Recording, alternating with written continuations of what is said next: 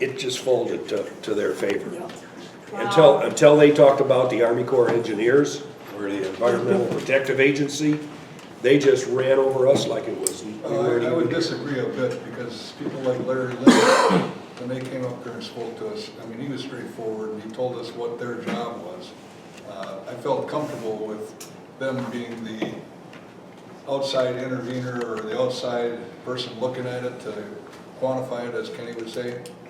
That's kind of how I felt. I mean, I think that the DNR is, the leadership of the DNR is in the pockets of the governor. Right, it's an appointed position. No But question no about that. But so the difference is, so you have your leadership, and if I'm stepping outside of where it should be, but you have your leadership, and the leadership wanted the project to happen. Obviously, the rules got put into place.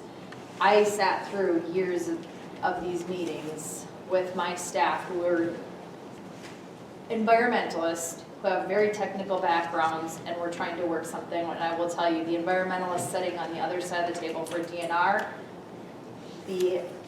had to every once in a while be reined in by leadership, because they wanted to know everything about the project. I mean, they wanted to know every bug that was on site, and justifiably so if that was their area of expertise. So I would say that the DNR staff that we were working with when GTAC was out here was asking for everything. They were not a pushover. But I think when push comes to shove, I'm just telling you. Well, they would. They do what the Well, government. they changed the parameters so they could do it to begin with. I mean, we know this, we've seen it, we've dealt That's with why it. everybody's so skeptical. I talked to more people on the DNR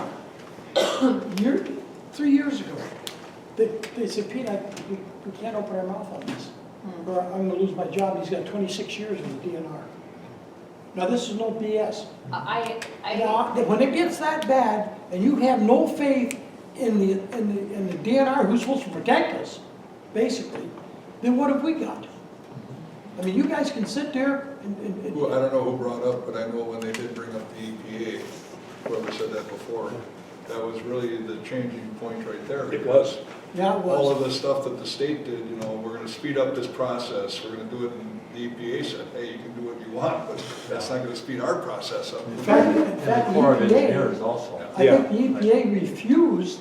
To even consider it initially. Yeah, because and that was the way it. the They couldn't watered come down to an laws agreement were. with the DNR. Well, that's, yeah, the Corps and the EPA both said that's nice that the regulations got changed to the fact that we need to make a decision in 420 days. We will take as long as we want to make our decision. So so they're going into the process. You can either do like a joint environmental review, or you can do them individually. And where we were at was that the EPA and the Corps said, we aren't going to be able to do a joint, which means there'd be 2 environmental review processes going on, because they didn't want to be forced to be completed. Well, within the that's good. 420 Somebody days. stepped up to the plate.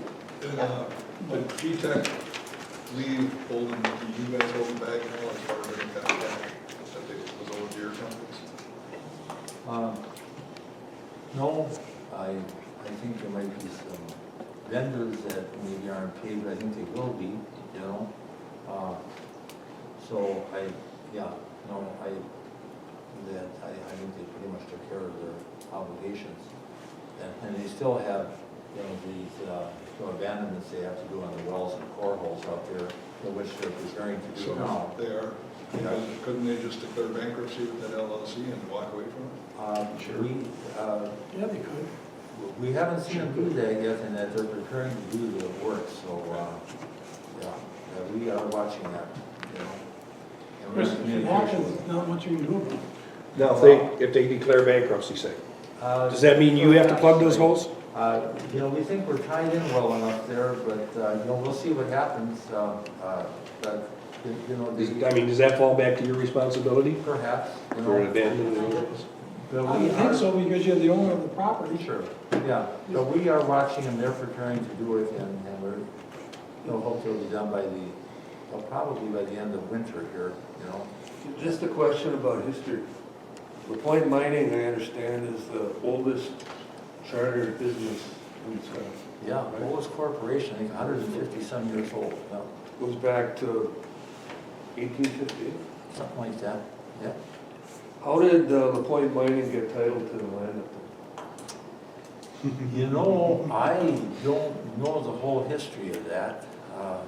That I think it has something to do with prospectors that were working at that time doing, now I've heard these stories, I don't know how accurate they are, but they were doing government surveys, land surveys, and they ran into the magnetic rock and maybe the hematite rock, you know, like over by Montreal, Kerry, and so on. And that the story I've heard is then that they then quit working for the government and formed a company and this kind A of. lot of land from tribal members, to even buy, they took land from tribal members back in that time. And I think the tribe's going after someone, they're trying to Yep. find out. I mean, they just took it. There was no, I'll give you X amount of dollars for that 40 or whatever, they just took the land. Yeah, I've heard that mentioned too, and, yeah, I don't really know what the legalities of that are, but, yeah. Well, you may not be able to get a clear title at that point, yeah. Well, anyway, You know, Well, Dave, I want to thank you for coming here and answering these questions for us. Yeah. I guess, Pete, you said that you guys will be in contact and you'll take them to. yeah, if they want Board to, if you give me a call if you want to be on the, I'll put you on the agenda, on the county board. and you know, if I may, could I do just sort of a 5-minute wrap-up on what we're doing right now? Sure.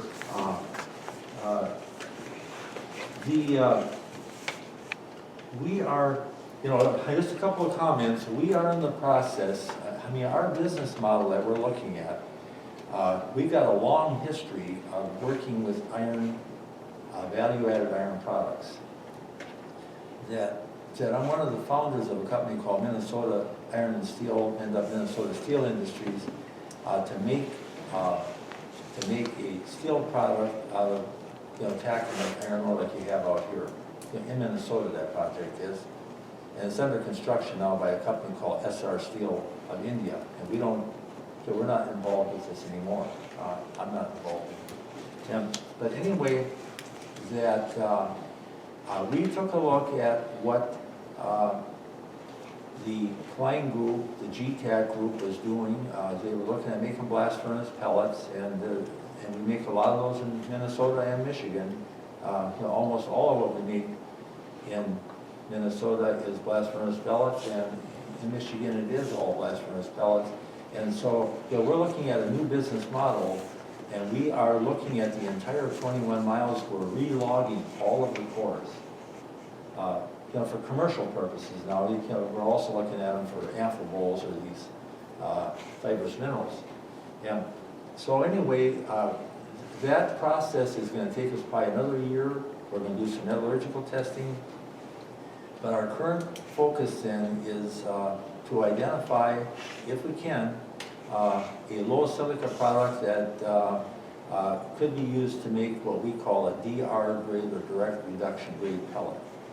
And that's totally different than anything we make in Michigan or Minnesota, and except with the exception of Cliffs Natural Resources at North Shore Mining in Minnesota, where there's also amphiboles. There's amphiboles and those ores there, and that we are looking at doing that kind of business model here, and we're working towards that end, and we're you know, hoping to interest eventually a developer to do that. So that is our focus, and that these you know, these amphiboles, fibrous minerals that we were talking about, you know, aren't unusual. That they occur in other kinds of rocks. And even the soil study that we're, you know, getting started here, you know, through several people, including, you know, Tom Fitz and the U.S. Geological Survey, that, you know, it's going to identify, you know, where there are these types of minerals in the soil, and then, you know, even go further to take and identify their sources, and it could be from various sources. I mean, these are not uncommon minerals in what we call Precambrian rocks. These are very old Precambrian rocks. So I guess in a nutshell, that's what we're doing. Along with water quality we mentioned. So we're doing a number of things that are taking quite some time, and, along the way then, we hope to come up with a developer. And you never know, these things can turn around. I remember in 2003, it turned around after all the bankruptcies in the steel industry, within a year that we were doing very well. So, the whole iron ore industry can change rapidly, and, we're looking at value-added products here. That's what I should have really called it. I think you got a good point there, but the one thing you've got to change is the legislature and the governor. Think about it. I know you can't do it, but there's no matter what kind of plan you come up with, they're gonna want to ram it through. I'm just telling you. And that's what happened right from the get-go in this mine here. And they're still the same people still, I'm not saying because they're Republicans, but that's what those legislatures are controlled by. And the governor's Republican. Yeah. They can damn near do anything they want to do, and you can't even question it. And this is what we're up against. Yeah, and then taxation and all that, Pete, I mean, that we couldn't agree more. I mean, this thing, that there should be no ramming, it should be working together, right? And that's what we need. Is there any, We couldn't agree more. anything like with a polymet, where they're extracting other kind of minerals and stuff for that type of situation to come in? Following the extraction of the iron ore and all of these nice piles of slag or what overburden pushed off to the side makes it real available to that type of an operation, which is so much more dangerous than the original. It kind of, you don't know if you let them put their foot in, how far can they come in? What can they do to you? Yeah, okay, so your concern then is about other types of minerals that could be mined in, Well, such as that's another sulfides? situation. Well, copper, gold, anything. You're using different kinds of chemicals to extract the minerals. Yeah. But you remember those big slag piles down there in Hurley? Yeah. And they were hauling that out and they were using it for gravel roads until they found out, guess what was in there? That's best Yeah. of all. That's what's in it. And there's some big slag piles down there too. And that was US Steel, I think. It was just, Well, to answer your question on the other types of development such as polymet, we don't know of any resource of that type, which is a copper nickel sulfide, yeah, but when you dig 1,000-foot hole, you might find something down there you don't know is there. Always possible in this kind of business, but, not highly likely. Just what we know about the geology, it's not highly likely that there would be copper nickel sulfides down there at 1,000 feet on the iron formation. But there's other precious metals on there. But Could be, but not very likely. But prior to the There's polymet gold coming in up on and that, investing, Now, That was there proven in the was a gold mine. Seriously. The Berkshire, yeah, and where I live is the Yeah. Holmes Gold Mine. 300 And they parts. extracted gold. They went down 280 feet there. No, the Berkshire mine, they also pulled gold out of the Berkshire mine.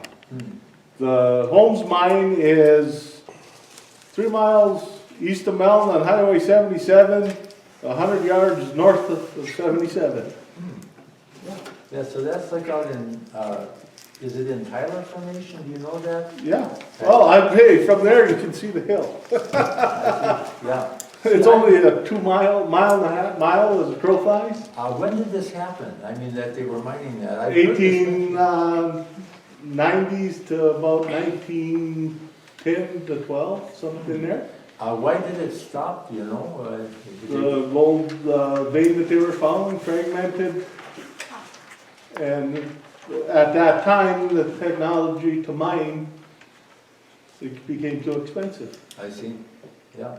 And I also know people who worked on the core sampling who sampled that ridge and told me that there's gold in some of those cores. So they were drilling there, when was that, do you recall? In the 50s and 60s when they did a bunch of core sampling up on the hill for US Steel. For US Steel. Yes. 1950. Okay, I'd like to take care of just a little bit of the comprehensive meeting minute stuff here. Thank you both. All right, thank you very much for having us, and we'd be happy to come back anytime. We hope to work